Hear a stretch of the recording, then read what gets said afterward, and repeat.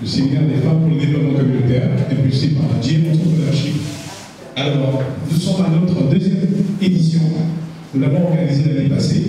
Et cette année, bien sûr, nous nous retrouvons ici. Une fois de plus, nous excusons pour le retard parce que, voyez-vous, l'American Corner de Glace a récemment été inauguré. Et donc, c'est avec beaucoup de difficultés que nous orientons les personnes, du moins que les personnes se retrouvent.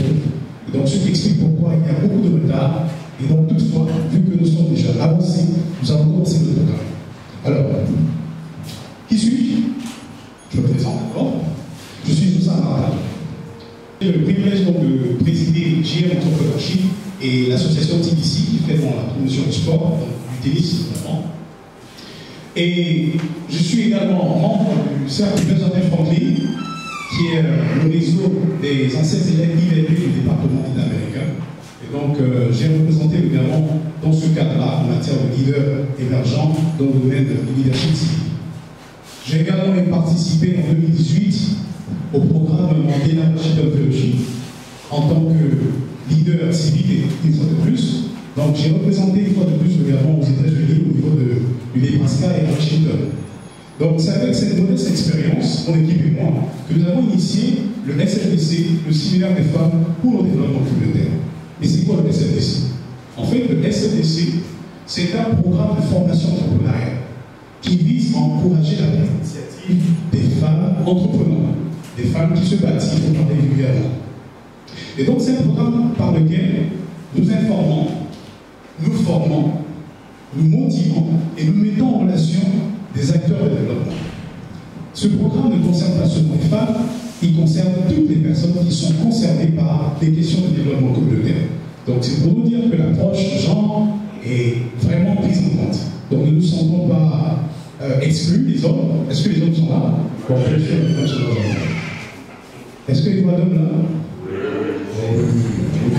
Est-ce qu'on peut applaudir les hommes, s'il vous plaît? Très bien. Alors, ceci dit, voici un peu un petit rappel, avant que nous ne commencions notre présentation au niveau de la formation.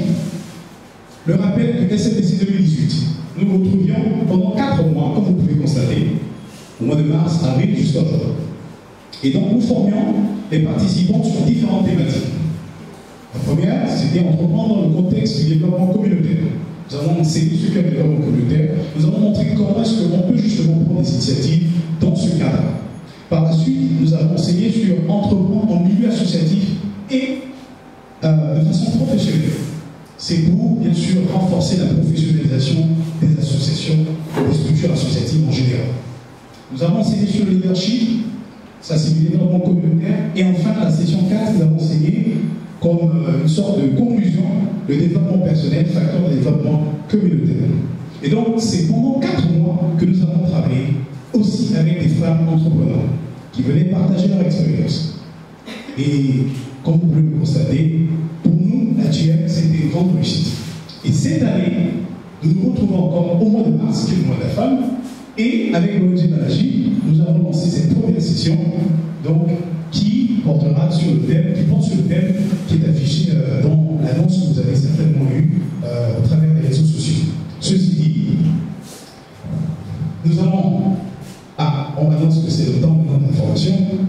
Sans plus tarder, nous allons commencer. Je vais appeler Madame Pépézi Ogulumele, mais bien avant, qui va certainement, voilà, c'est trop bien, qui n'est plus à présenter, mesdames et messieurs,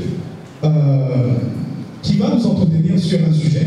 Mais bien avant, je pense que nous allons recevoir, ce sera bien sûr avec sa permission, l'un de ses collaborateurs, un expert dans le développement communautaire, qui va nous entretenir pour quelques minutes avant la présentation de Madame Pépézi. Si vous en passez, s'il vous plaît, mesdames et messieurs.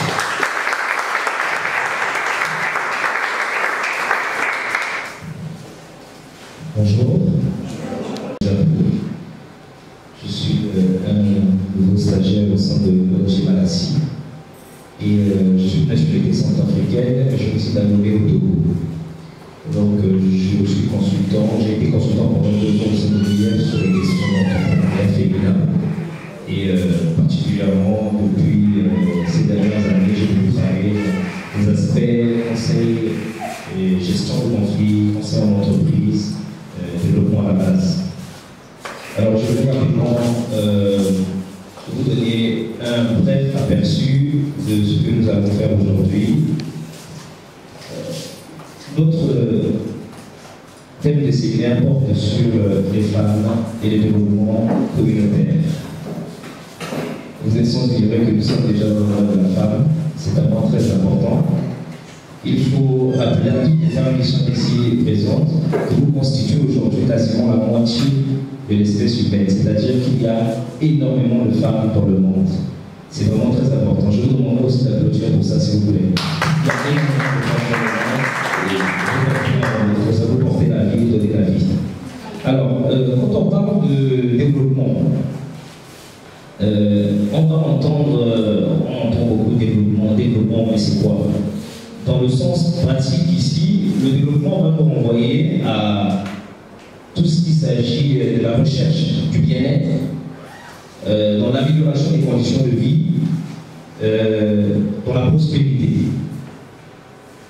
Lorsque nous allons toucher maintenant aux problèmes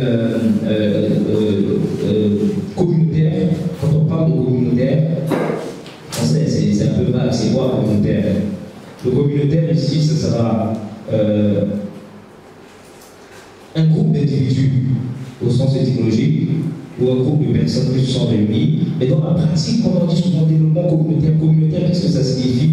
Alors, tout ce qui sera la communauté, ce sera que ce soit la collectivité, que ce soit la commune, ou encore plus proche de notre quotidien, ce sera le quartier, la famille, le lieu de travail. C'est un ensemble de personnes qui interagissent avec nous dans un espace. Ce sera tout ça la communauté.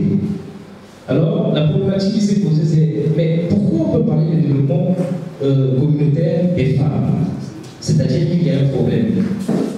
Il y a beaucoup de femmes qui n'ont pas encore pu atteindre un certain niveau de développement, comme les problèmes d'accès à la santé, comme des problèmes d'éducation, des problèmes de formation.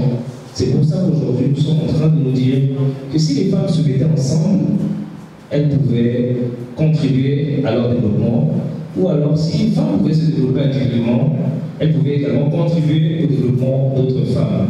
Voilà le cadre de ce qui sera dit aujourd'hui, et beaucoup de moyens sont là. L'entrepreneuriat, comme le fait la structure de mon prédécesseur, l'entrepreneuriat, la formation, l'éducation de toutes les femmes ou d'un groupe de femmes peut permettre au développement de l'ensemble des femmes. Je vous remercie. Merci beaucoup pour votre présentation. Alors, sans plus tarder, nous invitons Madame Pépési Ogouligédé, qui est l'oratrice donc, de ce séminaire de formation. Une fois de plus, si on peut ovationner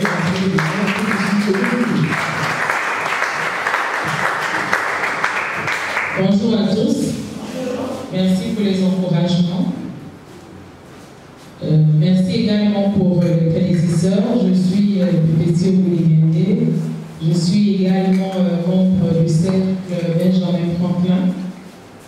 Après près d'une vingtaine d'années sur le terrain, j'essaie de partager ma modeste expérience.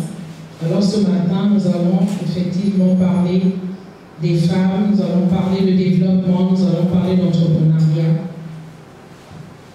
Si la technique peut... Voilà. Nous allons commencer par le réseautage. Pourquoi le réseautage? Comme l'a dit tout à l'heure, pourquoi les femmes doivent se mettre ensemble? Il faut savoir que l'entrepreneuriat s'inscrit dans une dynamique globale. Pourquoi j'entreprends?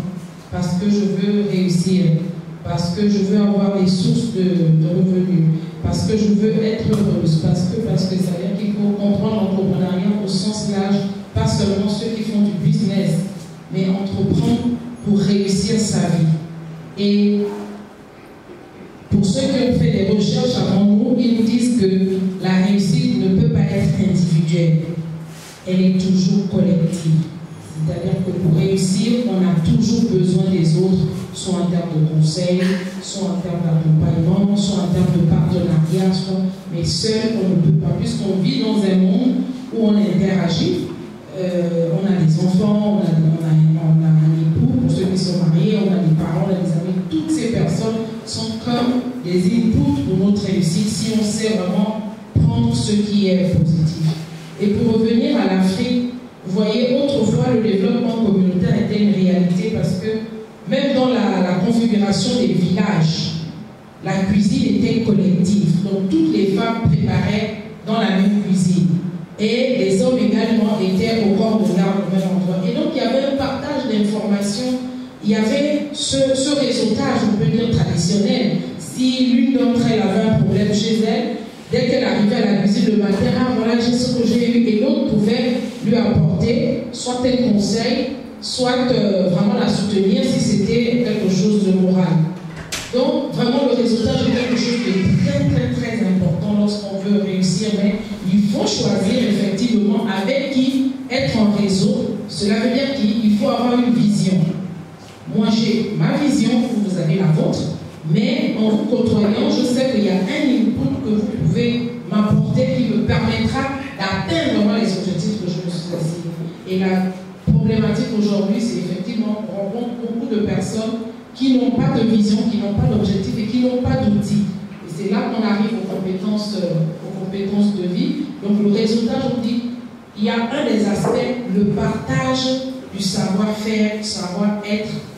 Donc le fait d'être ensemble, on se complète mutuellement en termes d'information ou en termes de... Pour essayer de rappeler les différentes formations auxquelles j'ai pris part et qui m'ont permis aujourd'hui de pouvoir partager ce que j'ai.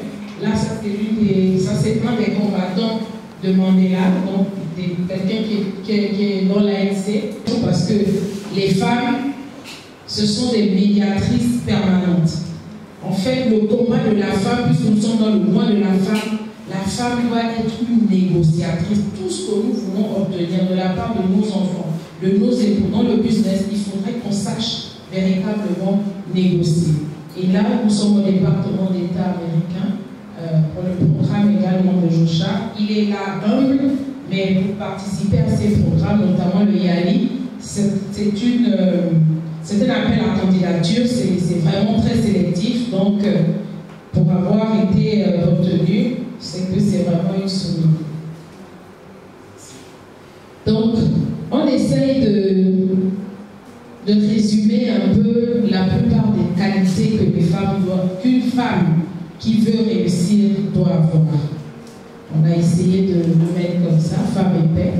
Donc une femme entrepreneur, pour celles qui sont chrétiennes ici, la femme vertueuse qui se lève, qui va chercher son pain, qui veille sur sa maison. Donc vraiment entrepreneur au sens large. D'abord pour sa vie, pour sa maison, pour son business et pour sa communauté. Cette femme qui est productrice, parce que ce n'est pas parce que je mets des activités, on peut être en activité et ces activités ne sont pas productives. Parce qu'on ne sait pas fixer des objectifs, on ne sait même pas quels sont les résultats à atteindre. À partir de ce moment, on a l'impression qu'on travaille, mais ce n'est pas productif. Être productif, c'est se dire que dans la journée, il faut que j'arrive à avoir un contrat ou que j'arrive à rencontrer telle personne parce qu'elle va m'apporter tel élément. Et à la fin de la journée, je vérifie qu'effectivement, j'ai atteint ce résultat ou dans la semaine ou dans le mois. Cette femme qui est administratrice, vous savez que en Chine, par exemple, la bonne femme qu'on épouse, c'est la femme qui est capable de faire vivre sa famille à budget constant. J'ai 100 francs. Avec ces 100 francs, comment je peux assurer le bien-être de ma famille? Ça, c'est un élément aussi que les femmes vraiment n'ont pas souvent en mémoire. Elles ont de l'argent, elles achètent des textiles brésiliens, on fait les make-up, on fait tout et n'importe quoi.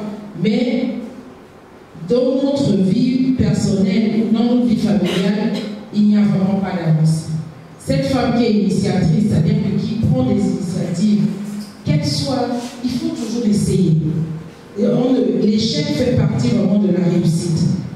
J'ai essayé, ça n'a pas marché, mais au moins je suis toujours... C'est ça qui fait, c'est ça la différence entre un mort et un vivant. C'est quelqu'un qui est toujours en train d'initier des choses, d'essayer, de tenter, même s'il y a des échecs.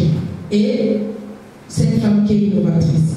Pendant des années, j'ai fait comme ça. Est-ce que je ne peux pas essayer de changer voyez, nous sommes en début d'année. Il y a des maisons, même 50 ans, vous partez, c'est toujours la même disposition. Les meubles sont toujours au même endroit. Il y a un problème. En principe, quand même, on doit se dire, bon, cette année-là, est-ce que je ne peux pas mettre la table à terre? Voilà, ce sont des petites choses, mais qui montrent que nous sommes dans une situation dynamique. Mon lit était donc en 2019, là, j'essaie de mettre. Et ça permet de comprendre, est-ce que si je rajoute un petit pot de fleurs là, donc on n'a pas forcément besoin de, mais il faut y penser, parce qu'il y a des personnes qui vivent comme ça, elles sortent, elles rentrent, et rien de nouveau, elles ont l'impression de faire le surplace, mais on peut, l'innovation c'est pas seulement la technologie, mais c'est d'abord ce mindset de dire, je peux apporter un tout petit changement, je peux innover. Je n'ai pas l'habitude de faire ça, mais j'ai appris que même faire du sport, il y a des femmes qui pensent que le sport est très important dans la réussite. Le sport, la marche, c'est un élément important parce que ça permet au niveau du cerveau de renouveler les cellules et ça, on prend le temps d'aérer son cerveau et peut-être de faire la place à des choses plus constructives. Nous avons, quand on parle de leadership féminin, parce que c'est la base pour entreprendre, il y a un choix pour tout ce qu'on veut faire. On a 3 types de leadership. On a la femme libre. Donc on recherche d'abord, en tant qu'être humain, cette liberté. On n'a pas dit que liberté c'est sortir, entrer, non. C'est-à-dire que prendre le temps, en tant qu'individu, de penser sur sa vie, sur ses projets, et de pouvoir avoir le minimum vital. Parce que si je n'ai pas de ressources, si je n'ai pas d'indépendance financière, je ne peux pas être libre. Je ne peux pas être libre. Je vais prendre le témoignage de cette femme qui était mariée, bon ça c'était nos mamans. Elle était dans un foyer où son mari n'arrivait même pas à lui donner 5 francs pour acheter des sous-vêtements. Et un jour, elle a pris tous ses sous-vêtements, elle est partie au lieu de travail de son mari, elle est allée jeter ses sous-vêtements sur la table du patron de son mari. Et son mari a été sanctionné tout au long de sa carrière à cause de ça. Vous voyez, elle n'était pas libre, c'est-à-dire que vous ne pouvez pas manger ce que vous voulez. C'est vraiment très important. Ensuite, nous avons la femme épanouie. Et là, on partira de la pyramide de Maslow pour montrer quels sont les efforts, quels sont les outils que chacune de nous doit avoir pour pouvoir atteindre ce niveau d'épanouissement. Et on a la femme d'influence. On ne peut pas influencer les autres si nous ne sommes pas d'abord influencés nous-mêmes. S'il n'y a pas eu d'avancée sur ma propre vie, mais qu'est-ce que vous voulez que j'apporte? Parce qu'il y a aussi une confusion. Je suis à la tête d'une organisation, je me dis maintenant je suis femme d'influence. Non, femme d'influence, c'est vraiment difficile, c'est l'acquisition vraiment d'outils. Donc on a ces 3 niveaux. Mais si on a déjà des femmes, notamment dans la question de la pauvreté, qui atteignent déjà la dimension de femmes libres, pour nous qui sommes des leaders de l'ONG Association, c'est déjà un pas.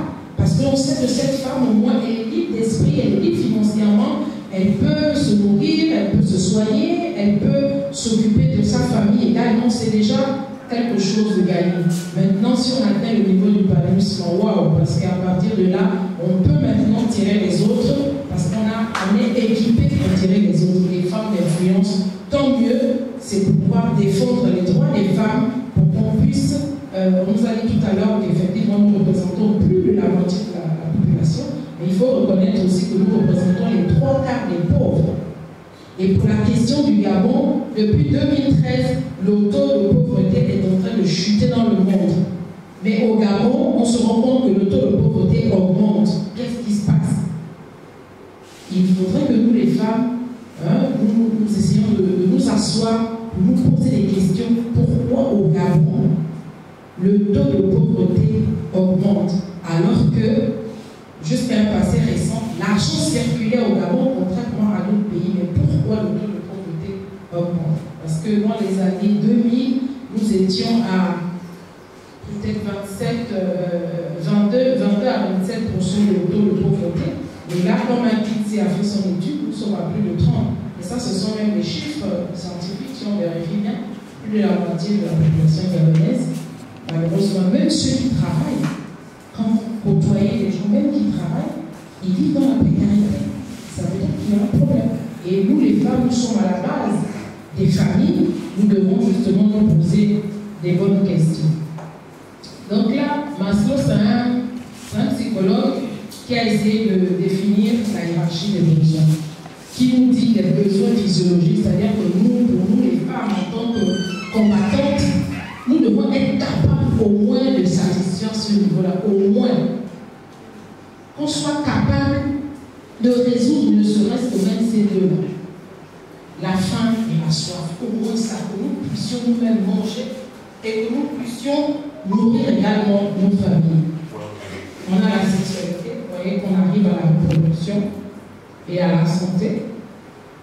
On a la respiration, on a le sommeil, donc on doit dormir dans des conditions décentes. Okay? Donc au moins ça, même ça, si on arrive déjà à manger, parce que de là découle vraiment beaucoup de choses. Si on ne mange pas bien, on est malade. Si on ne mange pas, on meurt. Si on ne mange pas, on fait des cauchemars. Parce que lorsque le cerveau n'est pas irrigué, parce que vous voyez, j'ai même pitié des pasteurs et prophètes dans les églises qui s'époumonnent à prier pour des gens alors que les problèmes sont des problèmes pratiques. Si tu n'as pas mangé, le cerveau n'est pas alimenté, tu fais des cauchemars. Si tu dors dans des mauvaises conditions, tu ne peux pas faire des cauchemars, ce n'est pas possible. Et tu vas dire ce sont les démons. Non, ce sont des conditions de vie malheureusement qui impactent ton physique. Ensuite, là, on a l'environnement stable. C'est pourquoi nous, les femmes, nous sommes aussi en première ligne dans les questions de paix. Nous devons nous battre et nous avons une résolution qui nous a été donnée après les plaidoyers par les Nations Unies, la résolution 1325. C'est pour ça que nous verrons les femmes travailler sur les questions de paix. Ensuite, on a ce besoin d'appartenance. En principe, ça va, je finis là, là, là. Et ce besoin d'appartenance. Et ce psychologue disait, ce psychologue nous disait que les femmes sont très intéressées par ce point-là. Et nous aimons nous arrêter là. C'est pourquoi, lorsqu'une femme est mariée, d'abord, vous voyez comment les femmes mettent de l'énergie pour se marier. À cause de ce besoin d'amour, d'affection. Ce n'est pas une mauvaise chose, mais ça ne peut pas être.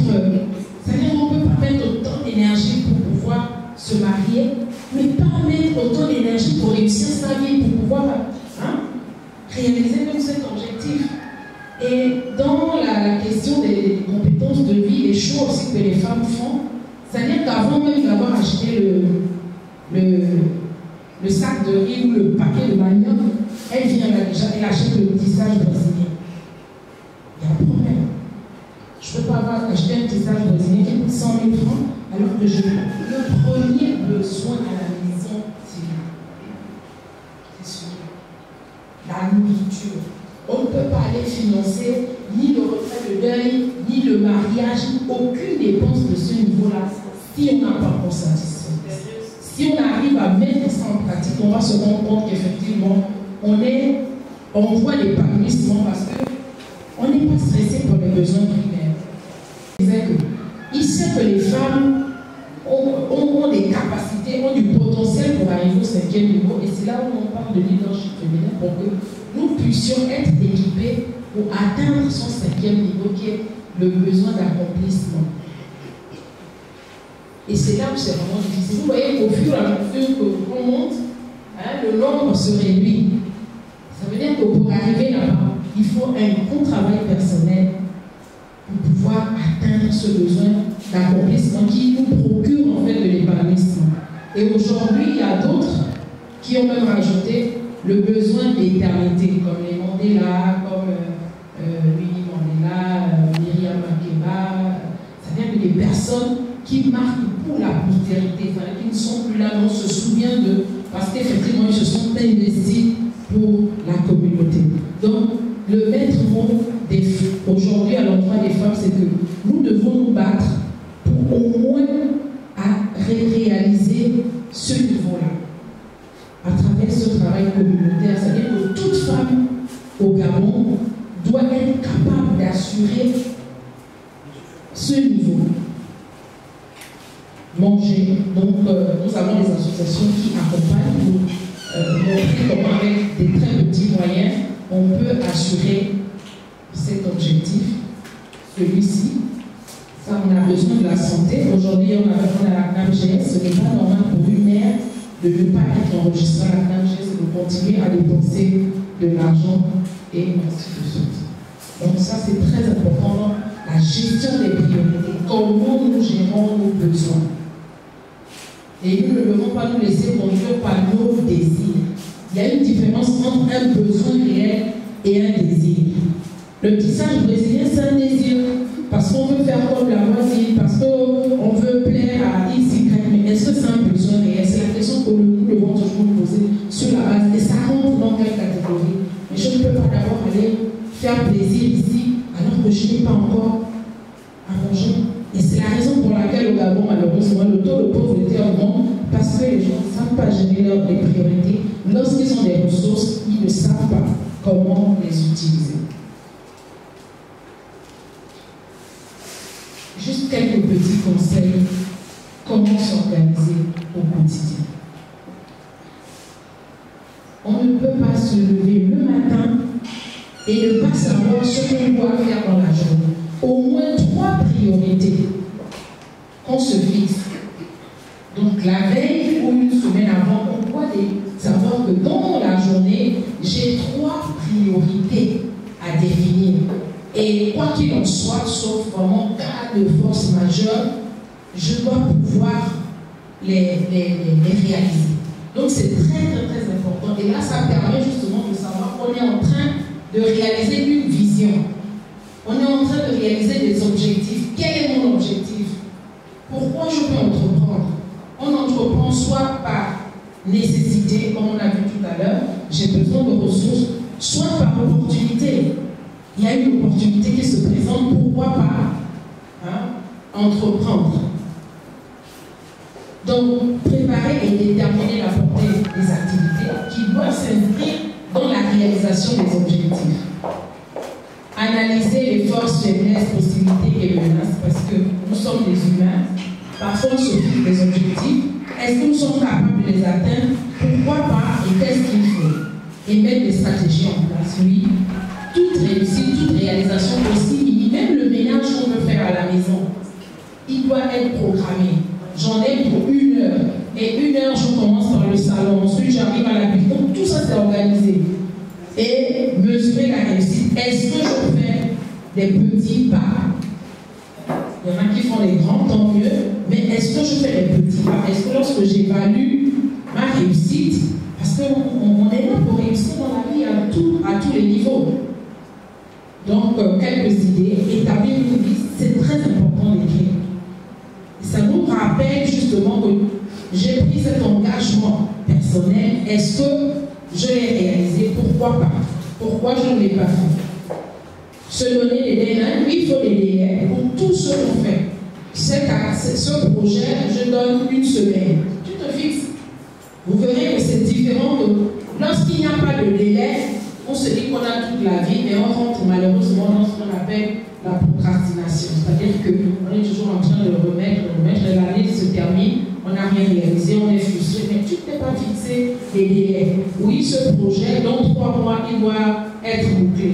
Maintenant, si dans 3 mois, il n'a pas été bouclé, je prolonge 1 semaine, mais vous savez que vous devez le réaliser à une période, dans une durée bien donnée, et vous passez à autre chose.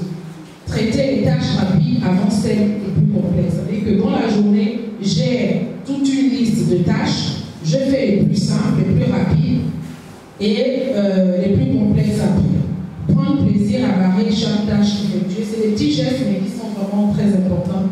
Ne pas oublier de prendre des pauses, c'est aussi important, de renouveler vraiment son énergie. La gestion du temps. Le temps aussi est quelque chose de très important. Autant on peut rattraper de l'argent, autant on ne peut pas rattraper le temps. Quand il est perdu, il est perdu. Donc il faut savoir comment gérer son temps. Le temps aussi fait partie des facteurs de réussite. La différence entre 2 personnes, la réussite entre 2 personnes, c'est vraiment la gestion de ce temps. Et pour gérer ce temps, pour pouvoir être dans la productivité, il faut savoir distinguer l'urgent de l'important. Parfois, vous êtes dans quelque chose, on vous appelle, oui, on a emmené quelqu'un à l'hôpital, par exemple. Bon, il faut savoir, est-ce que je dois me rendre aussi maintenant à l'hôpital est-ce que le rendez-vous que j'ai avec peut-être un homme d'affaires, est-ce que c'est pas plus important? La personne à l'hôpital, les membres de la famille sont déjà à l'hôpital, la personne est prise en charge par le médecin. Est-ce que je dois aller à l'hôpital ou je dois aller d'abord boucler ce rendez-vous? C'est vrai que psychologiquement je suis affectée, mais qu'est-ce qui est important là présentement? La personne est déjà prise en charge à l'hôpital et d'un autre côté, j'ai rendez-vous avec un homme d'affaires pour une opportunité de business. Opportunité de business. Et quand j'ai fini là-bas, je peux me rabattre rapidement à l'hôpital. Savoir rester focus, c'est vraiment ça. Focus, ça veut dire que j'ai des objectifs que je voudrais atteindre. C'est difficile, hein? Surtout avec les pesanteurs sociales, il y a ces sacrifices. Savoir dire non, quand ce n'est pas possible, le dire gentiment et poliment, c'est aussi important. Donc, analyser ses propres comportements en matière de gestion du temps. Donc, c'est une remise. Et décider quels outils mobiliser ou quelle organisation mettre en place au plan d'action. Donc, la vie est un projet. La vie, notre vie, est un projet. On ne vit pas comme ça spontanément. On se lève le matin, on lave les assiettes, surtout les femmes. Comment toute une journée, sous prétexte que tu es femme au foyer, tu te lèves à 5 h du matin, jusqu'au soir, tu ne fais que laver les assiettes, tu ne fais que balayer le salon, tu ne fais que plier les feuilles de manioc. Bon, c'est pas mauvais. Après, tu es devant ton télénovelas. Tu ne peux qu'être dans la pauvreté. C'est pas possible. Ce n'est pas possible. Les femmes ouest-africaines et l'autre femme gabonaise, c'est ce que j'ai vu. Chez la Gabonaise, elle se lève le matin, elle fait les machines, elle lave les enfants, elle fait tout. À 18 h, elle se rend maintenant comme qu'il n'y a rien à manger. Et là, elle attend le mari. Quand le mari arrive, ce sont les problèmes. Les études ont montré que beaucoup d'hommes meurent à cause de leurs épouses, la pression sociale des épouses. Elle n'a pas de ressources, mais elle exige vraiment beaucoup de l'homme. Et de l'autre côté, on avait les femmes ouest-africaines. Qu'est-ce qu'elles font? Quand elles se lèvent le matin, elles font les gâteaux, tout. 10 h, 11 h, à 15 h, elles refait le maïs et autres. Donc en même temps, elle produit de l'argent et elle s'occupe de sa famille. Mais la femme gabonaise, sous prétexte qu'elle est femme au foyer, du matin au soir, elle n'a pas le mindset de dire que je dois produire de l'argent. Elle peut mettre une table devant la maison pour vendre des légumes. Elle peut faire si elle a un ordinateur, elle peut faire des cas de visite. C'est-à-dire qu'il n'y a pas cette notion de création de richesse, malheureusement. Et à 18 h, elle vient menacer le mari. Mais le mari, il est chômeur, puisqu'il a perdu son emploi. Et on a rencontré des personnes qui ont travaillé dans le pétrole, qui étaient payées à des millions, qui n'ont même plus 5 francs aujourd'hui, parce qu'ils n'ont jamais planifié leur vie. Malheureusement, ils vivaient au jour le jour, ils ont tout dépensé. Et une femme sage, tu sais que le mari est chômeur, toi-même tu n'entreprends rien, mais tu voudrais que cet homme puisse satisfaire tous les besoins. Donc si nous ne sommes pas des femmes criminelles, dans ces cas-là, je ne sais pas comment on qualifie. Pourquoi? Et pourtant, c'est que l'argent répond aux besoins. Mais c'est à pour pouvoir devenir riche, il y a des petits secrets comme celui de l'épargne. L'épargne est quelque chose d'obligatoire. Et l'épargne, ce n'est pas quand on a beaucoup d'argent. L'épargne, c'est comme on a dit tout à l'heure, savoir gérer ses priorités. Et lorsqu'on parle d'épargne, ce n'est pas on dépense. Après, s'il reste quelque chose, hein, je mets de côté. Il ne restera jamais quelque chose. C'est impossible. Vous voyez que les besoins sont extensibles. Par contre, l'épargne, c'est dès que je suis en possession d'une somme, j'enlève déjà au moins 10 à 20%. Après, en dehors des chrétiens qui donnent la dîme, après avoir donné la dîme à l'église, tu enlèves 20% des revenus que tu mets de côté. C'est ça l'épargne. Et après l'épargne, ce n'est pas pour acheter des marmites. Parce que si tu habites au bas-fond de Kingélé, tu achètes des marmites de 100 000, tu vas recevoir quel? Personne. Tu auras l'esprit de l'argent. Les tontines, l'épargne, tout ce qu'on fait, c'est pour réinvestir. On doit apprendre à fructifier l'argent. Dans tout, même si c'est des choses qui coûtent 1000 francs, 10 000 moi j'occupe des fonctions, mais je vends du gingembre à des personnalités. Je vends du gingembre, le gingembre ça coûte combien la bouteille? Mais ça me permet de financer des activités associatives, de ne manquer de rien. Je ne dis pas parce que j'ai un revenu de temps par mois. Non, tous ceux qui se vendent, les femmes doivent vendre. Dès qu'il y a un besoin, dès qu'il y a une opportunité, on doit pouvoir. On parle de manque de manioc ici. Mais pourquoi les femmes ne créeraient pas des plantations de manioc? Donc c'est aussi une culture de création de richesse. C'est très important. Et pour parler du monde associatif, vous voyez, faire partie d'une association est une grande richesse. Et je remercie parmi le public des membres de l'ONG Malachi, les membres fondateurs de l'ONG Malachi. Quand vous vivez dans un environnement, vous êtes comme dans une bulle, vous côtoyez les gens de votre classe et vous allez manquer un certain nombre d'informations qui peuvent être utiles pour vous-même et pour la communauté. Donc dans une association, au moins, on est de divers horizons. On peut mutuellement s'accompagner et apprendre vraiment les choses, revenir à l'essentiel important, de s'intéresser justement à l'humain. Et c'est là qu'on arrive à l'engagement vers la communauté. On ne peut pas vivre dans une société. En Suède, lorsque vous partez en Suède, on ne vous demande pas si vous êtes ministre ou président de la République ou quoi. On vous demande, vous appartenez à quelle organisation? Parce qu'on suppose qu'un être humain normalement constitué doit être engagé pour une cause. On ne peut pas vivre sur terre et ne pas être engagé pour une cause. Lorsque vous faites même le tri sélectif à la maison, dans les poubelles, c'est un engagement pour l'environnement. Donc ce n'est pas forcément que vous êtes sous les feux des projecteurs, mais vous prenez conscience que vous avez un rôle à jouer dans la communauté. Et pour nous les femmes, beaucoup de nos aînés ont également commis cette erreur parce qu'elles étaient des femmes libres. À la maison, maintenant, vraiment, c'était la catastrophe. Elles se sont retrouvées seules.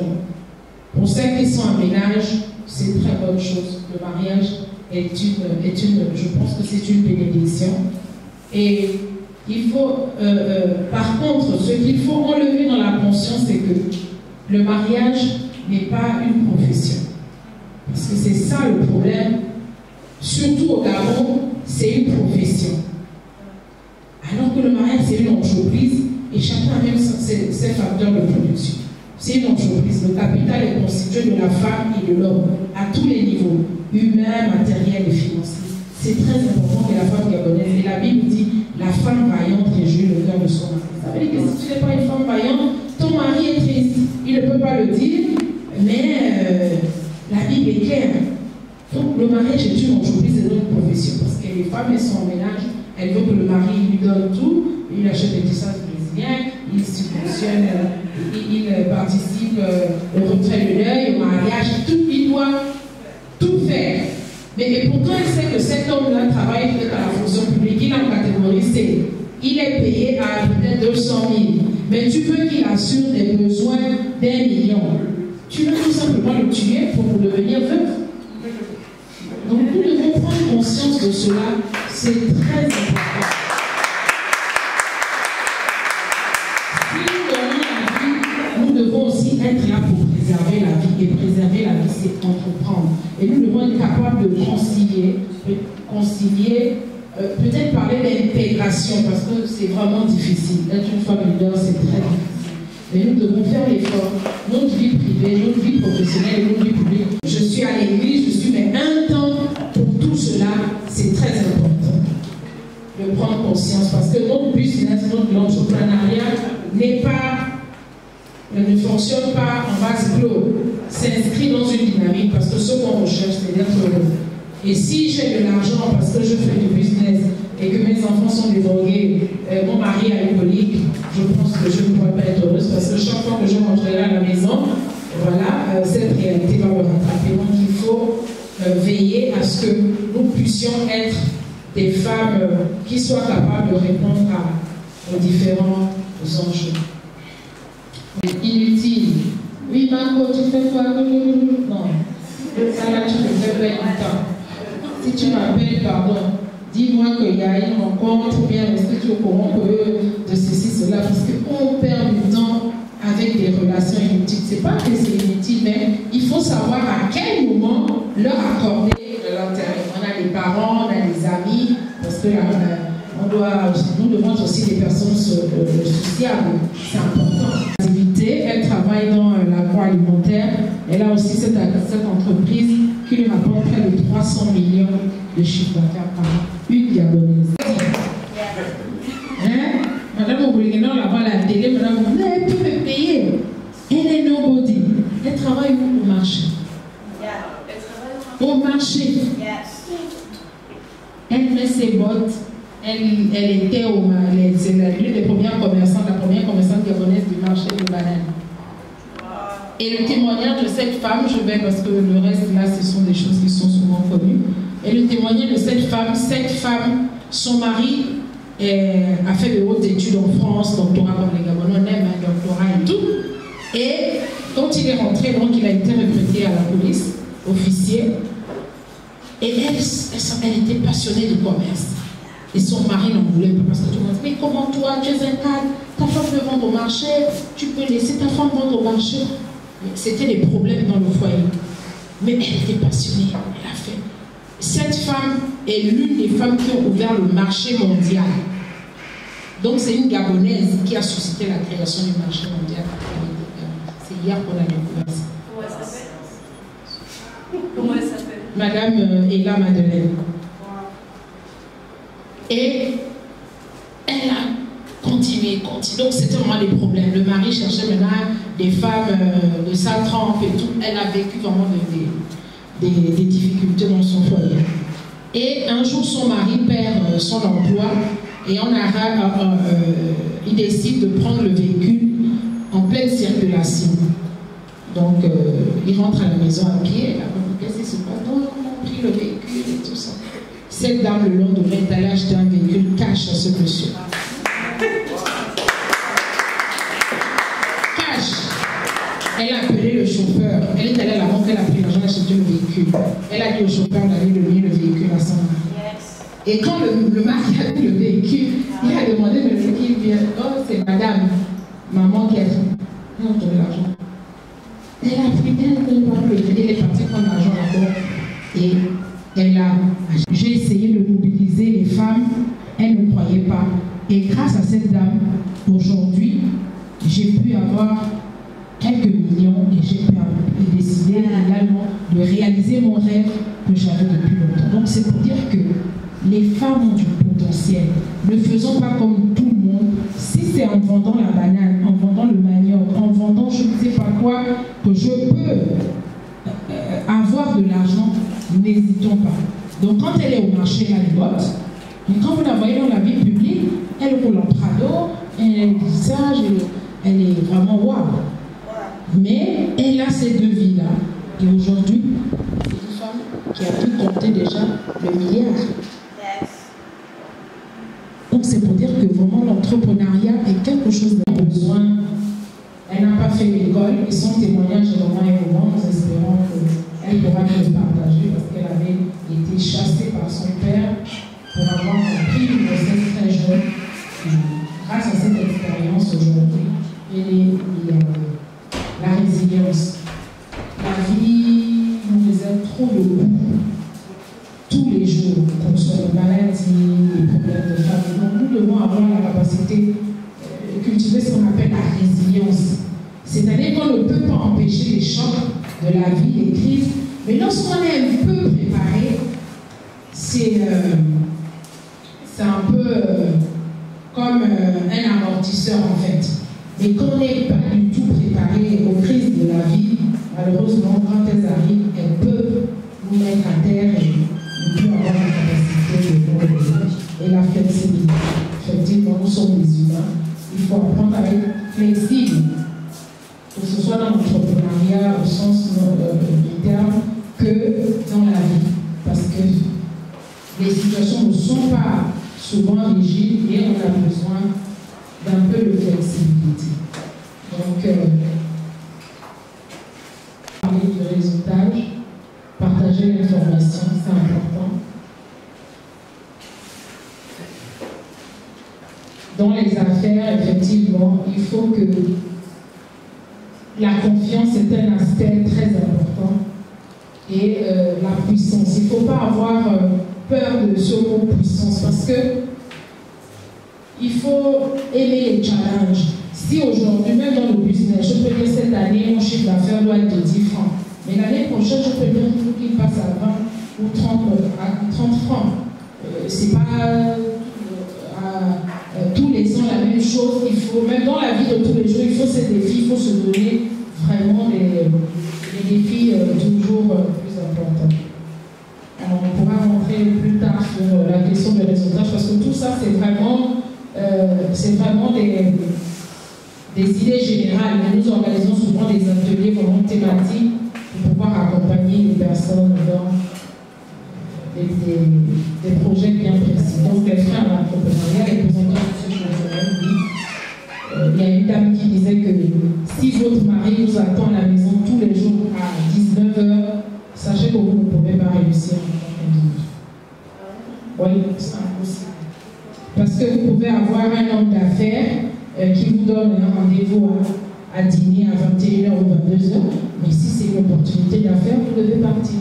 Et votre compagnon doit effectivement comprendre que ce business, il est le premier bénéficiaire qui doit vous accompagner. Ce sont les réalités. Mais en Afrique, on dit, mais comment ta femme peut être au restaurant à 20h quand tu es à la maison? Donc, vous voyez que les présenteurs socioculturels, même dans la gestion de l'argent, aujourd'hui, dans les familles, il faut cotiser les mariages, les deuils, les patati patata.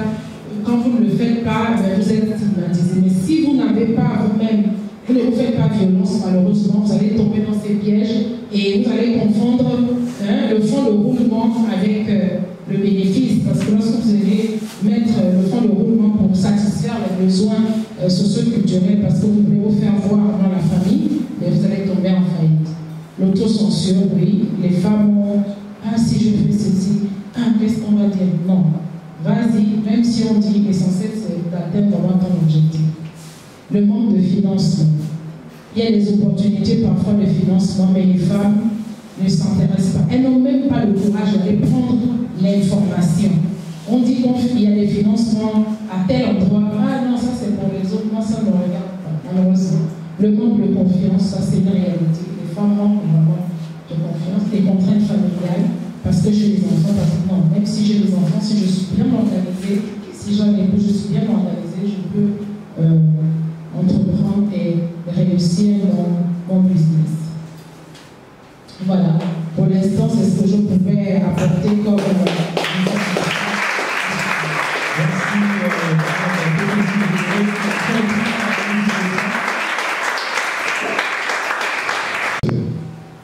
ça a trait avec la mentalité que nous avons. Si nous ne changeons pas notre mentalité, les conditions dans lesquelles nous sommes vont demeurer les mêmes. Nous allons devoir nous plaindre. Et si nous nous attendons toujours à une intervention externe, nous n'allons pas arriver. Parce que nous sommes le premier constructeur de notre vie. Quand je parle de cela, je parle dans le sens de la planification. Est-ce qu'on est d'accord? Donc nous devons nous-mêmes être à même de bâtir, justement, donner l'orientation, le style de vie que nous voulons. Donc, des questions? Ah. D'abord, je tiens à féliciter Madame pour la présentation parce que on peut voir l'expérience au travers de cette présentation. Alors ma question est la suivante.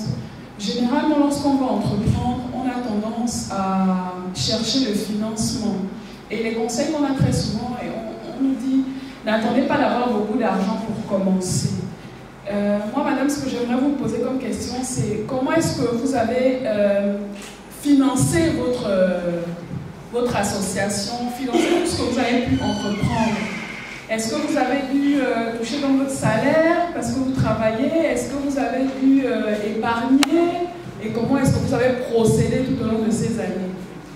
Merci. Merci. Comme je disais, c'est un partage d'expérience. Lorsque j'ai commencé l'association avec certains membres ici, j'ai commis l'erreur effectivement d'utiliser mon salaire pendant des années et je m'étais rendu compte qu'effectivement avec les autres, ça ne pouvait pas tenir. Et à partir des rencontres comme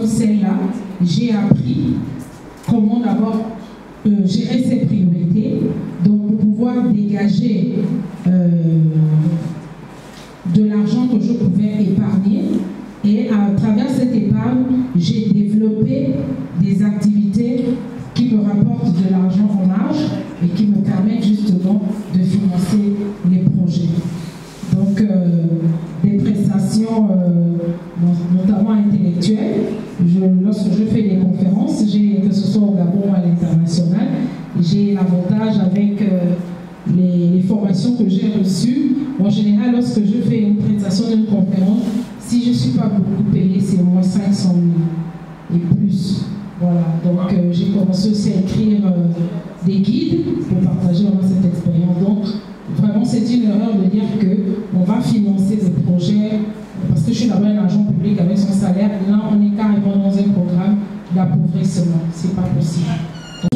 Et dans ces ressources-là, prendre un pourcentage qu'on investit justement pour tout ce qui est action, activité communautaire. Comme je l'ai dit tout à l'heure, l'épargne, c'est pour fructifier, c'est pour investir. Donc, chaque fois qu'on a réussi à mettre un peu d'argent de côté, il faut penser quelle activité je peux financer qui va me rapporter de l'argent.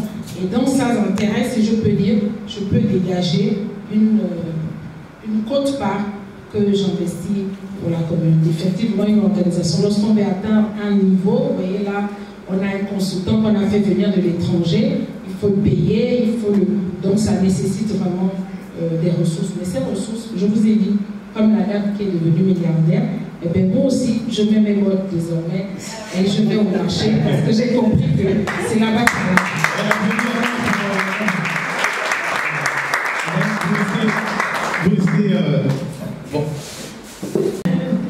Moi, c'est Tania. Merci, bonjour. Alors, moi, j'ai entendu parler de l'association Malachi et je pense que vous êtes en place depuis un certain nombre d'années. Alors, vraiment, par curiosité, je sais qu'il y a souvent une motivation derrière commencer une association. Donc, juste pour savoir, qu'est-ce qui vous a vraiment motivé à commencer? Et je sais que le milieu associatif au Gabon, c'est pas facile parce qu'on a un certain genre de mentalité. Nous ne sommes pas des femmes ouest-africaines, donc pour nous, c'est vraiment un peu difficile. Mais vous êtes toujours dedans et vous continuez à vouloir en fait changer votre communauté. Donc, juste vraiment par curiosité, qu'est-ce qui vous motive vraiment derrière cette ONG? Parce que moi, je suis née dans une famille modeste et j'ai été orpheline à 17 ans, ensuite à 27 ans. Et après, je suis aussi chrétienne parce que Malachi, c'est vraiment le prophète de la Bible qui est appelé à faire du bien. Et arrivé dans les années, quand j'ai eu autour de 40 ans, j'ai senti vraiment le désir de dire merci à Dieu parce que entre mon enfance et ce que j'étais à cette époque-là, vraiment, j'avais vu que Dieu avait beaucoup fait pour moi. J'avais eu d'une situation de peut-être pas pauvreté comme aujourd'hui, mais quand même on habitait dans un quartier sous-intégré.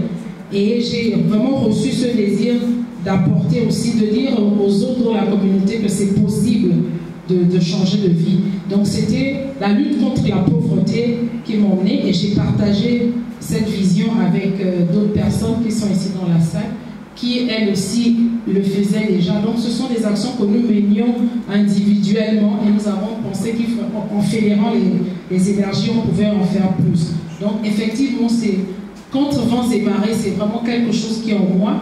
Et ce qui m'a encore motivé, qui me motive, c'est que nous avons pu avoir dans l'association des personnes qui ont le sens du bénévolat. Parce que les membres de l'association ne sont pas rémunérés, au contraire, elles donnent de leur temps, de leur énergie, de tout. Et on a fait tellement de choses, effectivement, parce que on s'est dit pauvreté, il fallait apporter à manger aux gens, mais c'est pas ça la solution. On s'est rendu compte qu'en allant dans une famille, vous avez des enfants qui ne vont pas à l'école, la maman qui est malade, toutes sortes de problèmes. Alors, qu'est-ce qu'il faut faire? Et l'une de nos plus belles réussites, c'est la réinsertion sociale et professionnelle des enfants qui vivaient à la décharge de Mitoubé. Et ces enfants aujourd'hui, pour ceux qui ont accepté de suivre nos programmes, ont des familles, travaillent, sont des êtres humains à part entière dans l'association CIMIDO. C'est possible d'apporter le changement dans les vies des gens.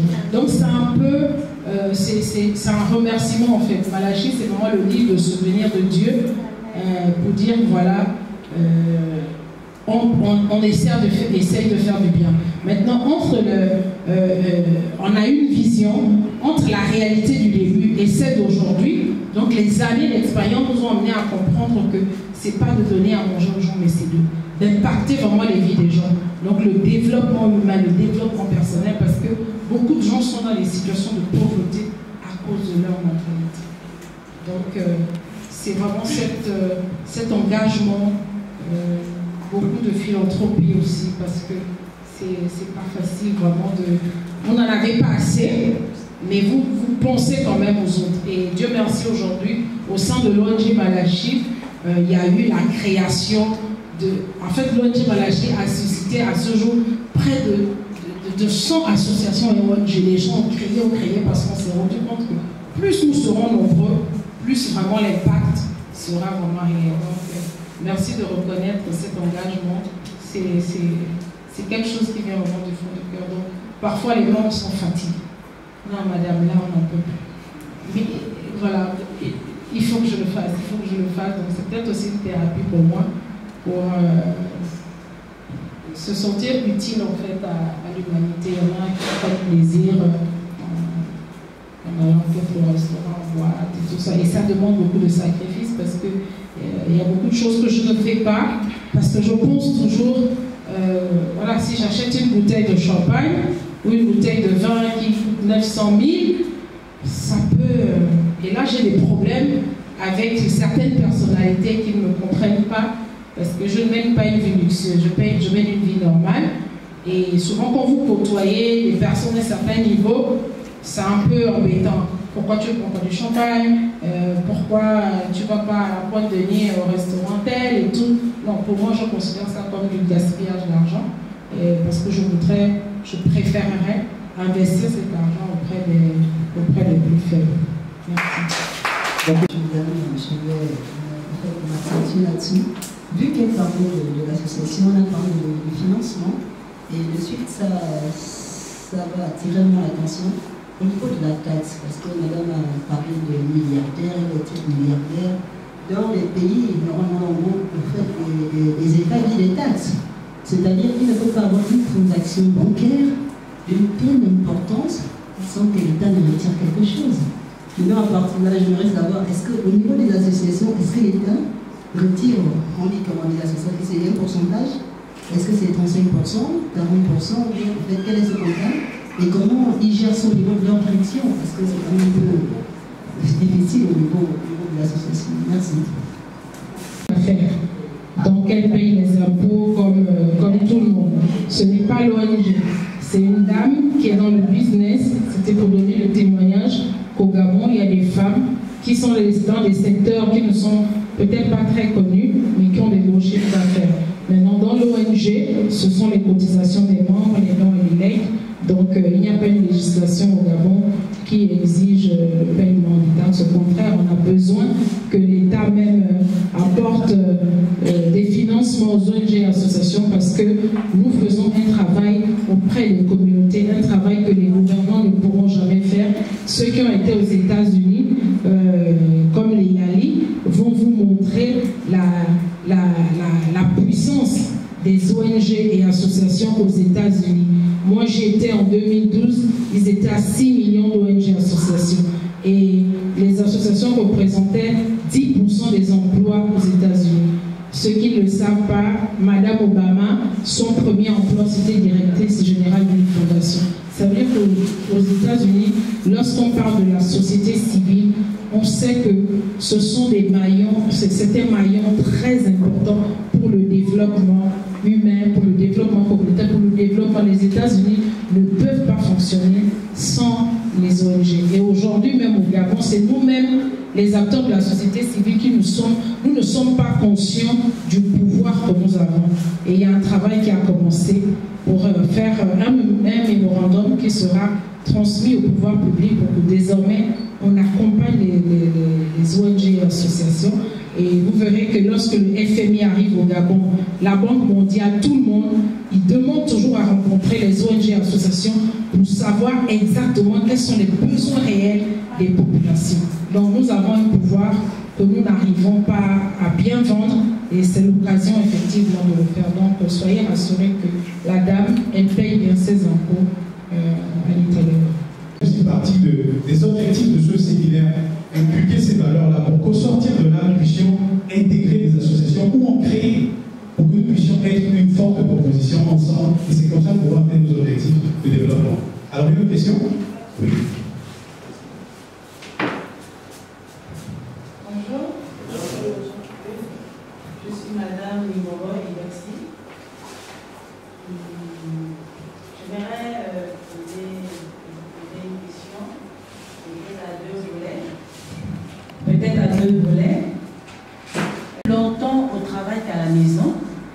Et en ce moment, comment puis-je faire pour pouvoir réaliser un projet? Merci. Tout projet doit être écrit.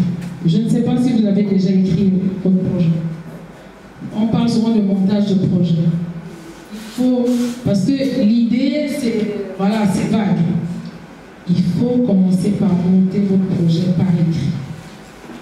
À partir de là, vous verrez maintenant quelles sont les actions concrètes à mettre en place pour la mise en œuvre du projet.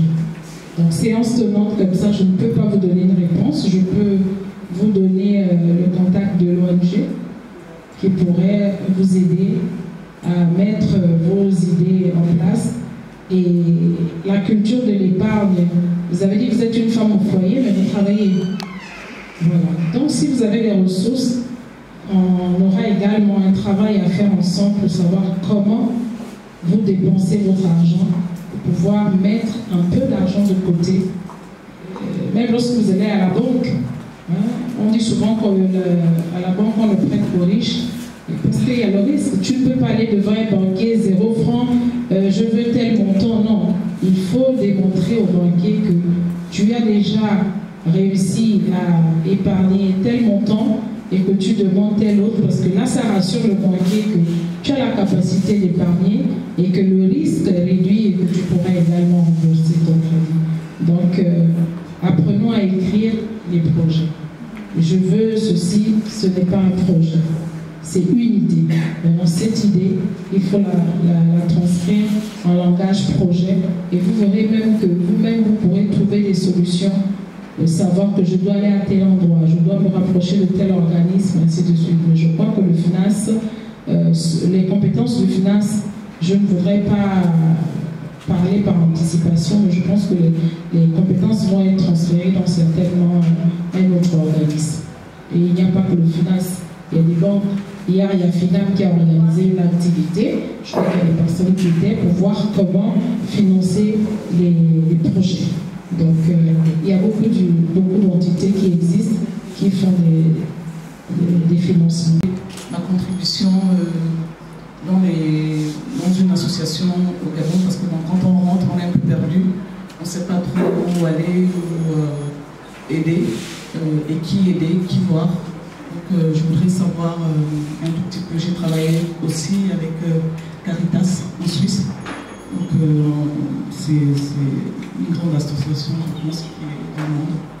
Toutes les associations qui sont ici, vous êtes vraiment la bienvenue. Il y a l'ONG École des femmes qui a un programme pour éduquer les populations sur comment bien s'alimenter avec peu de ressources. Donc vous voyez que c'est vraiment très important. Votre rôle sera dans l'apport capital et même sur le plan mondial, la question de la nutrition. J'ai eu l'opportunité d'aller à Dubaï à une conférence sur la consommation dans mes anciennes fonctions. Mais aujourd'hui, dans le monde entier, la problématique, ce n'est plus comme chez nous ici, autosuffisance alimentaire pour manger. Les autres sont dans la problématique comment manger pour vivre longtemps. Donc même les paradigmes ont changé. Donc on étudie les aliments stratégiques qui permettent de vivre longtemps. Donc nous sommes encore ici au niveau 1. Je pense que vous pouvez même nous aider encore au niveau 1 pour régler la question de la faim. Il y a des gens qui vont vous dire ils n'ont pas d'argent pour manger, prend 1000 francs pour acheter les pains au beurre chez le Malien. C'est scandaleux, ou les pains au chocolat. Alors qu'avec ces 1000 francs, on pouvait acheter 300 francs de sardines, 100 francs d'aubergine, 100 francs de gombo et tout, et avoir un menu équilibré. Et les fruits, maman, il faut nous aider. Ici, si tu as bien mangé le fruit, tu as mangé la pomme, tu as mangé le raisin, tu as mangé l'orange. Le papayer, pour les papayes même, ce sont les oiseaux qui mangent. C'est-à-dire que la personne n'est pas consciente de la valeur nutritionnelle de la papaye. La citronnelle, les femmes, nous sommes là. Comme on peut dans nos concessions, nous n'avons même pas la citronnelle. Mais un Chinois qui connaît la valeur, le jour où, non, il faut nous aider même pour connaître les qualités nutritionnelles même des aliments locaux. Parce que les Blancs ont étudié leurs aliments et nous on est en train de suivre ça. Mais nous ici, la papaye, la citronnelle, la patate douce, on se fatigue à manger le riz. Mais la patate... Et vous voyez qu'à l'époque, dans les concessions familiales, il y a des aliments qui ne manquaient pas. On avait toujours un cocotier. Mais nous, le coco, c'est une richesse. Mais le coco, quand vous allez en France, là où on vend maintenant les fruits déjà découpés, mais c'est le coco qui coûte le plus cher. Le coco que vous voyez. Mais combien de gens mangent? Quand vous voyez ça, vous dites, comment il faut qu'on prenne le même coco? C'est pas ça. Disons la vérité. Quand ta voisine prend les cocos, la même chose, franchement, c'est les cocos. Moi, j'étais en Malaisie. C'est ce qu'on nous a offert comme boisson. C'est pas les sodas là. On a fait l'eau de coco, gelée de coco. Donc vraiment, votre rôle est capital pour l'éducation des masses. Et vous êtes vraiment la bienvenue dans la plupart des organisations pour éduquer les populations sur les valeurs, la richesse que nous avons ici au Gabon en termes de légumes, en termes de fruits. Au lieu de se tuer, acheter une orange à 300, qui est même une orange déclassée parce que ça ne répondait pas au nom de là-bas en Europe, on nous l'a envoyé. Donc, vraiment, ce que je vous dis sincèrement merci de venir nous appuyer dans le sens parce que la nutrition est à la base de la santé et à la base de la vie. Donc, nous avons mangé pour être en bonne santé et manger pour vivre longtemps.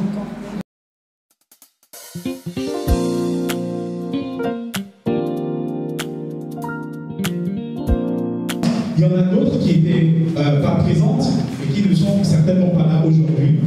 Toutefois, aujourd'hui, pour cette session 1, on va dire de cette édition, nous avons 2 femmes entrepreneurs qui vont partager leur expérience. La première s'appelle Nadia Massala, sous vos acclamations, s'il vous plaît.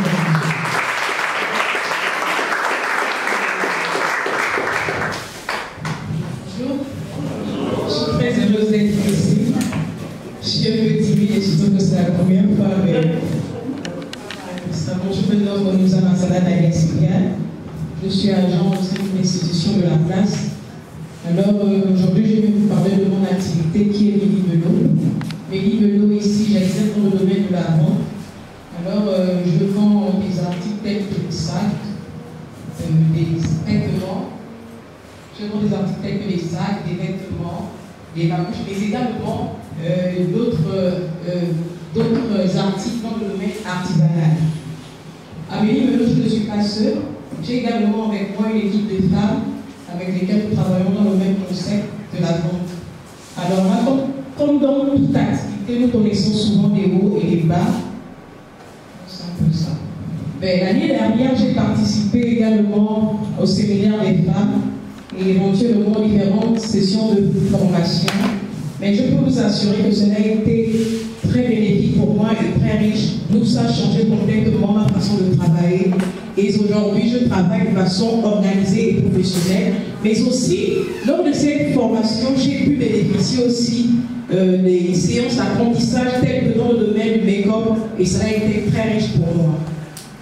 Mais également, par rapport à ces différentes formations, j'ai découvert aussi en moi que j'avais un talent caché. Et là, je me suis retrouvée à créer des babouches africaines. Alors, je les réalise au travail.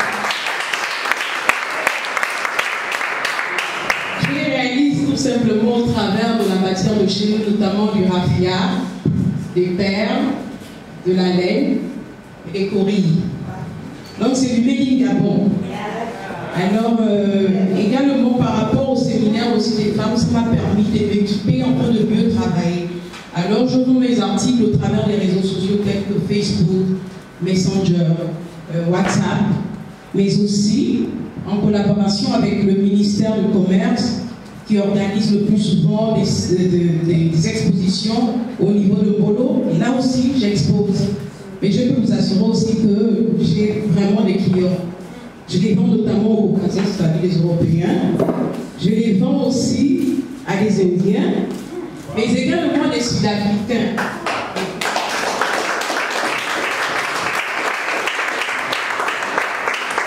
Mais en dehors des expositions que le ministère du Commerce nous offre et nous permet de faire, avec mon groupe de femmes, nous prenons souvent des initiatives à des périodes bien précises où nous exposons aussi.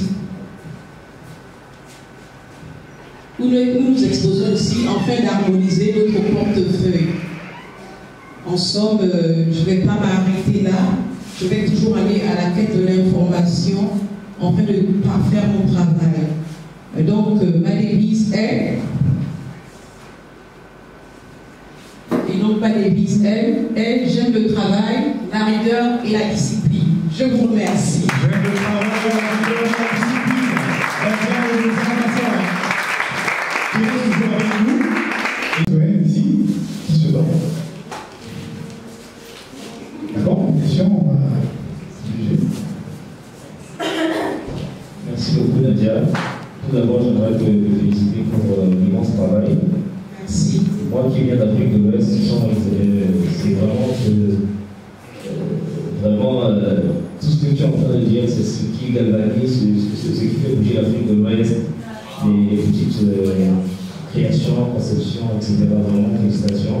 Si les gens d'Afrique sont pas ça arrive, c'est que tous les étudiants. D'accord, donc d'abord j'aimerais surtout te donner un conseil. Oui. Il faut arriver à te mettre en réseau avec d'autres personnes qui sont dans le domaine. Par exemple, on a vu déjà, ils ont commencé à faire ce que tu es en train de faire avec, par exemple, des sacs à main. Oui. Sur les lunettes également. Comment décorer les sacs à main, comment décorer les lunettes, et encore des produits publics comme des talons, des affinités, toujours avec des paires, des coris, tous les produits.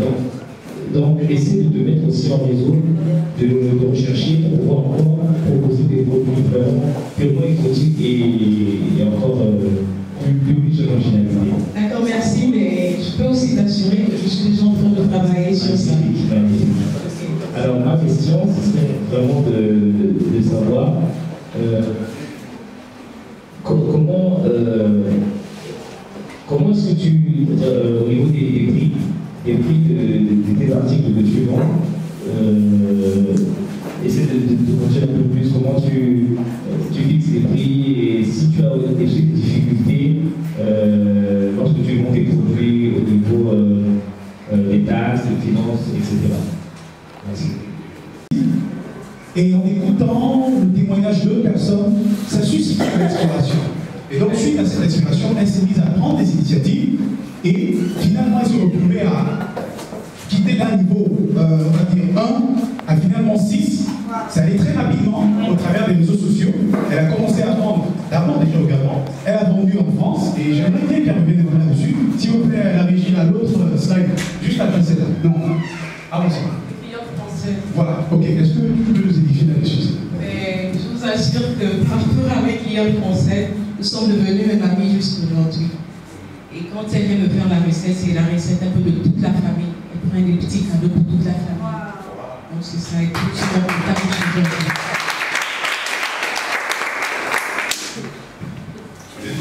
Une autre question? Elle est tellement magnifique, les gens l'aiment, mais sauf que comme il fait tellement froid, je ne peux pas la porter sans chaussettes. Donc c'est pourquoi elle me montrait l'image de son Vous voyez qu'un produit qui est Gabon, ça prend au-delà des frontières. On peut aussi témoigner par rapport du côté de l'Afrique du Sud, parce que je les vends aussi du côté de l'Afrique du Sud. Ça a commencé avec un jeune Gabonais qui était ici en vacances. il a acheté des babouches et quand il est parti, il y a eu la journée culturelle là-bas, le 2 août en Afrique du Sud. Et là, il s'est habillé en Gabon, il a mis la tenue traditionnelle du pagne et des babouches. Et les Sud-Africains ont aimé. C'est comme ça que les Sud-Africains ont passé également des commandes des babouches. Et là, de temps en temps, j'envoie une babouche. Femme d'affaires. Merci. Et lui faire la proposition, il y a un festival à Boston tous les mois d'août. Donc si on peut se voir d'ici là pour qu'on puisse faire représenter les produits à ce festival à travers une Gabonaise qui y prend part, ce serait une bonne chose. D'accord, merci. Vous savez, quand on a une opportunité de ce genre-là, notre réponse doit être longue. Je suis Sabine Guy et je suis intéressée par ce type d'activité, l'art, la décoration, le design. J'aimerais savoir si vous organisez des formations. Oui, il n'y a pas de souci. Je suis capable d'organiser des formations. Donc, à la fin, vous ne partez pas, vous allez changer. Alors, moi, c'est Madame Oussenou Prisca Michel. Tous les encouragements. Alors, parmi tout ce que vous avez évoqué, sur les aspects positifs, j'aimerais savoir quelles sont les difficultés que vous avez été confrontés jusqu'alors dans vos diverses activités, s'il vous plaît. Déjà dans la tête d'un entrepreneur, on doit s'attendre à ce qu'il y a des moments où ça peut marcher, comme ça peut ne pas marcher. Donc il faut tout simplement avoir un moral très haut et ferme. Donc c'est un peu ça les difficultés. Donc il y a des moments où ça marche, il y a des moments où ça ne marche pas. On ne se décourage pas. Donc c'est ça. Boubigendé a dit qu'on entreprend par nécessité ou par opportunité. Mais également, comment savoir que c'est vraiment dans ce domaine spécifique où on veut entreprendre? Qu'est-ce qui a fait en sorte que vous vous lanciez dans l'artisanat? C'est une inclinaison de cœur. Tout vient du cœur, simplement. Mais les hommes n'ont pas de questions, ça concerne aussi les hommes. Hein, ils peuvent aussi être édifiés. Ils sont déjà édifiés, je crois. Oui. Bonjour René, oui. D'accord, donc moi particulièrement, c'est la première fois que je vois ça. Oui. Et je tiens à vous féliciter un peu comme tout le monde. Merci, parce que ce qui se passe, moi ce que je trouve magnifique, c'est que vous prenez, je vais dire des babouches, des trucs simples qu'on voit au quotidien, et vous les sublimez. Voilà. Tout le monde n'a pas ce don. Tout le monde n'a pas ce don. C'est extraordinaire, moi je ne peux que vous encourager. Et j'ai pas une question en tant que telle, juste pour rappeler un patrimoine qu'il y a des gens comme moi, je suis employée, je ne suis pas très douée de mes mains, je veux dire. Je ne saurais pas faire ce que vous faites. Mais plus vous communiquez, plus on voit de telles choses et plus on est intéressé. Donc je pense qu'au sorti de là, je serai peut-être une de vos clientes. Oui. Merci. Et puis, je veux savoir la rigueur et la réussite. Alors, et la discipline. Qu'est-ce que les disciples font? La réussite. Tout ça, ça concourt à la réussite. On me dit que tu as un exemple déjà. D'accord, on va parler un peu en français aussi. Donc, on va encourager. D'accord? Donc, là,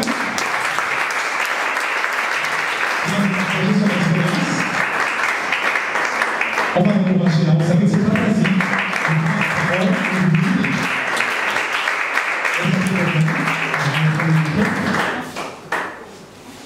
Qui fait dans un certain secteur, le secteur de la langue.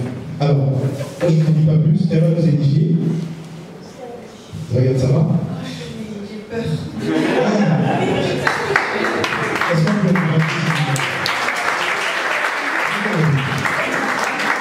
bon, dans tous les cas, tu n'es pas seulement avec moi, tu es avec ce public qui veut t'écouter, qui veut être édifié sur ce que tu fais, parce que ce que tu fais est extraordinaire. C'est la raison pour laquelle tu es ici. Alors, avec ces connaissances dans l'esprit, édifie ce peuple. Qui es-tu? Qu'est-ce que tu fais? Comment est-ce que tu peux susciter des vocations par ton modèle de réussite? Merci.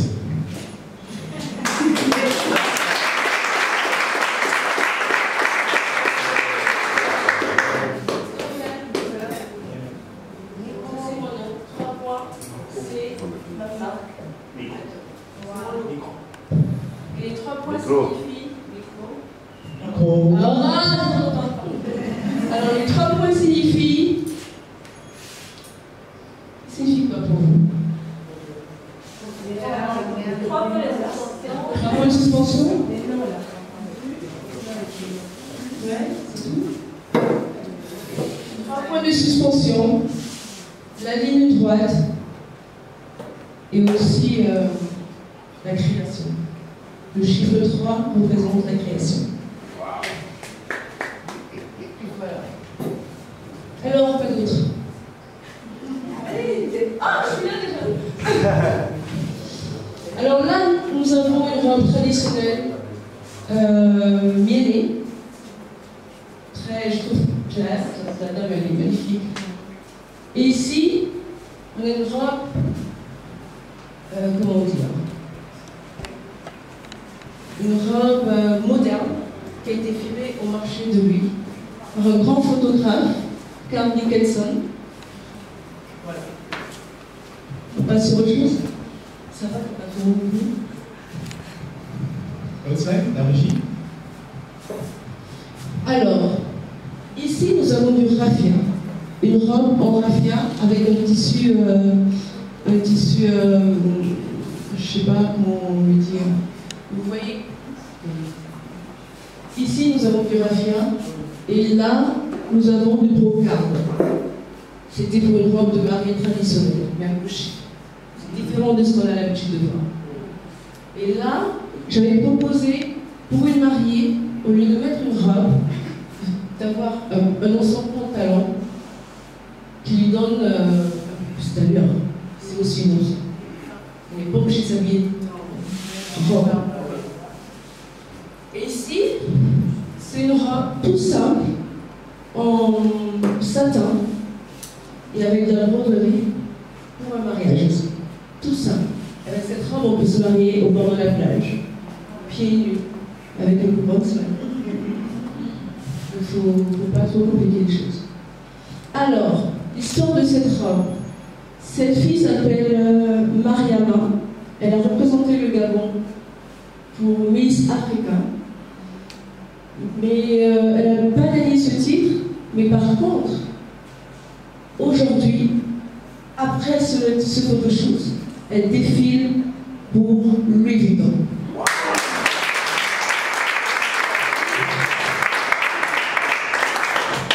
Et voilà, elle a été reconnue à travers cette photo et ma robe était dedans, donc je suis contente.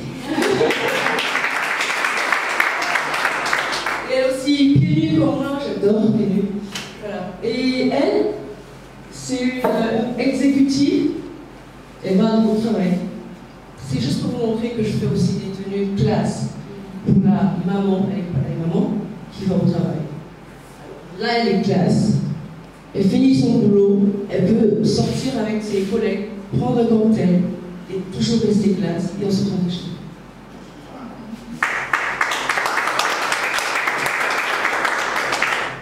Alors là, ça passe. Alors là, on a un couple un peu particulier. Cette veste en raffia, chez nous, j'ai fait une veste en raffia parce que c'est chez nous, c'est évident. Et je voulais mettre un perroquet gabonais. On a mis le perroquet gabonais ici. Et on sait quelle est la valeur de ce perroquet. C'est le numéro 2 vendu au monde. Et après, sur la dame, qui est une Libanaise, en principe, les Libanais avec les Africains, ça passe pas. Et j'ai dû choquer un peu de monde. On a mis ici du velours, raffia, organza, raffia et organza. On les regarde ensemble, ils forment beaucoup. Vous confirmez?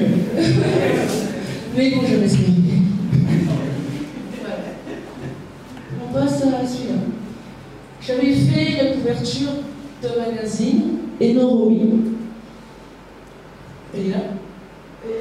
Y a-t-il une représentant de c'était pour moi une fierté d'apparaître sur son magazine.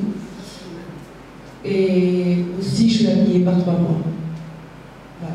Et à l'intérieur de ce magazine, vous découvrez qui je suis. Je suis rigolote, hein. Hey! Oh, c'est trop mignon! Encourage, s'il vous plaît.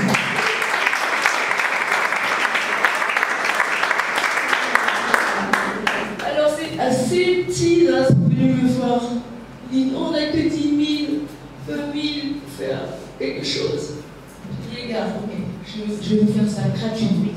Mais donnez-moi juste un peu pour le matériel. Il voulait représenter le Gabon aux États-Unis, à Washington. Donc on a joué avec ça. Et leur programme s'appelait le YALI. Donc j'ai mis du raffia en forme de Y sur toutes les... Wow.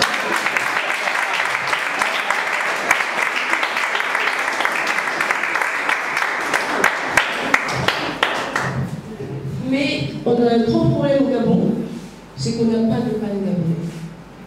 Et ça, c'est une de mes autres à venir. Ce pan-là, c'est un pan ivoirien. Mais il fallait qu'on retrouve les couleurs du Gabon. Donc là, nous avons un peu du vert, du jaune et du bleu. Malheureusement, on a aussi de l'orange et du rouge. Mais bon, on retrouve les couleurs de notre pays et c'était le plus beau pan au marché. On a utilisé celui-là.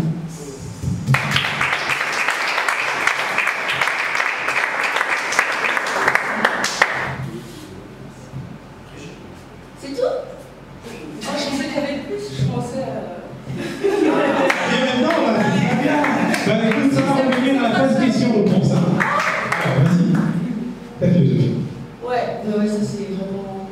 Ce que j'aime pas quand on compartimente l'entrepreneuriat, c'est une chose qui me fatigue en fait.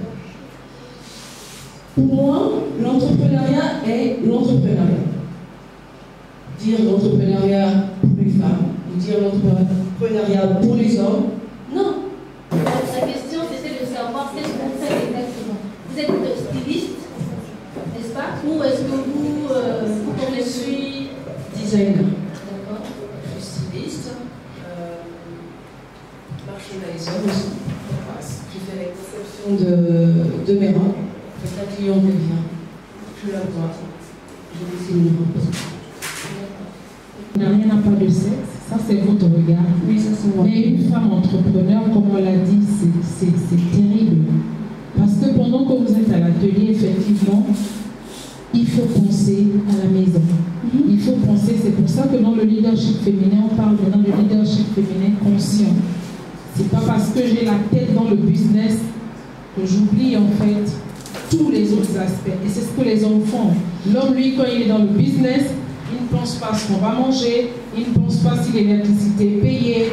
La plupart des hommes, ils savent qu'ils rapportent de l'argent, mais tout ce qui concerne l'organisation de la maison, l'éducation des enfants et tout, c'est vraiment la mère. Même quand elle est dans son business, elle a, même dans les grandes réunions, vous êtes en réunion à la présidence, mais pendant 2-3 minutes, vous allez revenir à l'idée que, au sortir d'ici, il faudrait que j'aille acheter de la mayonnaise, donc vraiment la vie de femme, c'est une vie vraiment difficile. Et quand on n'est pas équipé, et c'est là où vous devez peut-être être indulgent. Vous allez discuter avec elle. Est-ce que vous voyez un peu? C'est juste dire combien elle était vraiment marquée par la qualité. Et je vous assure, tous les autres participants qui nous voyaient voulaient à chaque fois faire des photos avec nous parce que, en effet, c'est beau quand même. C'est joli. Et donc, justement, au-delà de parfois certaines difficultés qu'on peut avoir, lorsqu'on met de la passion dans notre activité, on peut faire communiquer au travers du fruit de nos œuvres. D'accord? L'œuvre de nos mains. Et donc, c'était juste pour revenir sur cet aspect. Une autre question, nous allons prendre la dernière. Moi, ce n'est pas vraiment une question, c'est plus déjà un remerciement parce que, et ajouté au témoignage de Jossa, on s'est retrouvés là-bas et moi, je me suis retrouvée harcelée par le mari d'une Tanzanienne parce qu'il insistait jusqu'à l'avion. J'étais sur le point d'embarquer.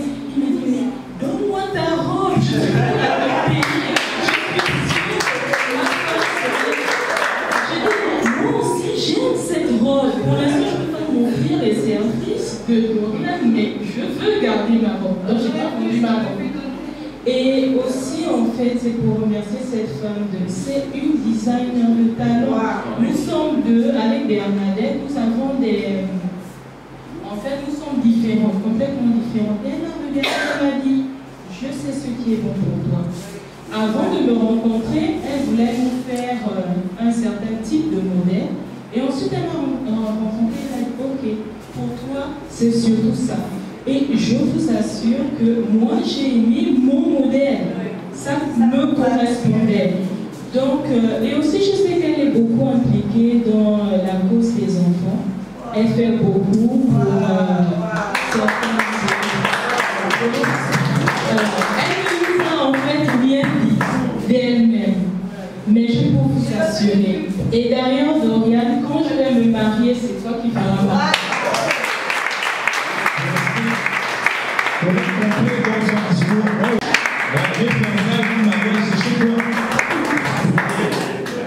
Ok, allez, c'est bon. Si tu es d'accord avec moi, dis je le suis. Si tu es d'accord avec moi, aujourd'hui et même demain, si tu es d'accord avec moi, dis je le suis. Est-ce qu'on peut applaudir pour tout le monde? Et on va faire qui va partager cette expérience. Oui, c'est pour encourager s'il vous plaît. Qui justement, dans ce mois qui est consacré à la femme, notamment le 8 mars, c'est ça, je pense que d'accord, nous avons justement décidé de lancer ce programme l'an passé. On pouvait le faire le mois de mars, avril, juin, mais nous sommes dit que ce sera notre modeste contribution à la promotion de l'entrepreneuriat des femmes. Donc c'est ce qui nous a mené à prendre cette initiative et nous osons croire qu'elle va aller encore de façon grandissante. Bien sûr, grâce à vous aussi, qui nous honorez par votre présence. Et aussi, on veut remercier vraiment mes partenaires, on va avancer, parce qu'on a été seuls. On a le départ, donc l'ambassade des États-Unis, qui nous permet d'être ici, à cet espace American Corner John Lewis, depuis l'an passé. Nous avons l'American Corner aussi, voilà, le stade derrière pour encourager. Merci beaucoup. Ceux qui n'ont pas le parents de développement communautaire. Nous avons l'ONG Malachi, vraiment un partenaire de la communauté. Vraiment, n'est plus à présenter. Mais toutefois, nous ne pouvons pas nous abstenir de remercier justement cette ONG qui fait un travail alors là considérable.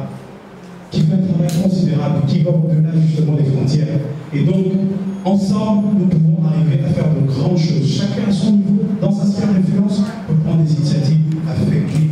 Et vous savez, c'est l'accumulation de petites initiatives qui causent plus d'impact que de vouloir se lancer dans de grandes choses alors que nous manquons d'expérience, nous manquons des outils, des astuces et des stratégies qui nous permettent d'y arriver de façon à avoir du succès. Donc, nous avons aussi demandé à Washington Fellowship et donc nous travaillons aussi ensemble en réseau, nous travaillons ensemble pour réaliser la des activités. Le cercle Benjamin Franklin, une fois de plus, avec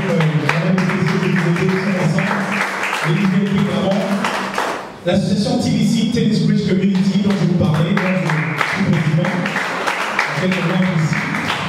3 points pour cette première session, qui a été aussi justement partenaire. Je me suis appuyé ces 3 points. Je me suis appuyé expressément aujourd'hui, justement pour remercier aussi donc, le réseau Yali par le canal de ma voix. Merci.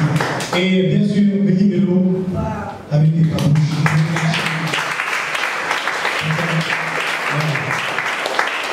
Et donc, voilà, nous sommes en train, voilà notre slide, d'arriver à la fin de SMDC. Voici nos contacts. Du moins, ce qu'on appelle le numéro de téléphone. Mais vous avez notre tweet aussi pour dire qu'au mois de mai, parce qu'en mai, je vais intervenir dans la formation, pour la session, vous présenterez certainement la sortie de mes livres, dans une série de 3 livres qui traitent sur le développement personnel et l'entrepreneuriat, qui sera naturellement publié sur Amazon. Donc l'information est déjà passée. Et tout cela, bien sûr, c'est pour encourager le développement communautaire. On se dit donc rendez-vous samedi 6 avril 2019. Est-ce que tu peux